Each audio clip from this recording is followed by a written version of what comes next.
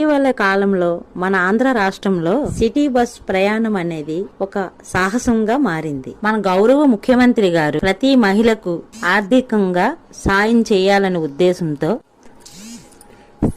స్త్రీ శక్తి అనే పథకం ద్వారా ప్రతి మహిళకు ఉచితంగా బస్సు ప్రయాణం చేసే అవకాశాన్ని కల్పించారు.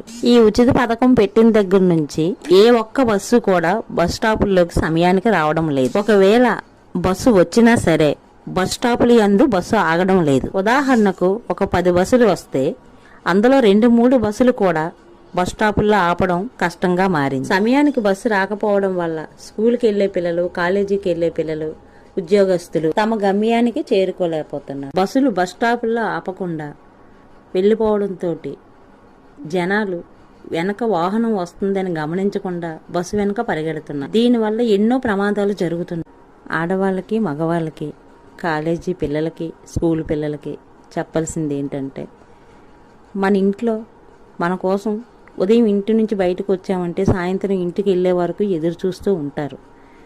అటువంటిప్పుడు ఈ బస్ కాకపోతే ఇంకో బస్సు ఎక్కుదాం, లేదనుకుంటే దొరకలేదంటే ఇంటికి తిరిగి వెళ్ళిపోండి. ప్రాణాలు పోయి అంటే ఒక్క నిమిషం చాలదు. తొందరపాటుగా ప్రయాణం చేసి పరిగెత్తి ప్రాణాల మీద తెచ్చుకోకండి.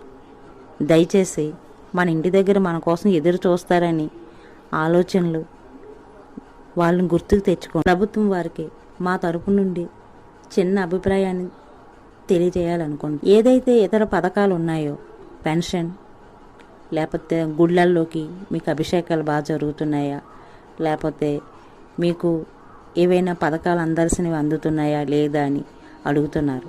అలాగే మీరు బస్సు ఎక్కేటప్పుడు సురక్షితంగా ఉంటున్నారా, మిమ్మల్ని క్షేమంగా మీ చోటుకు దించుతున్నారా లేదా అని తెలుసుకోవాలని మా విన్నపం.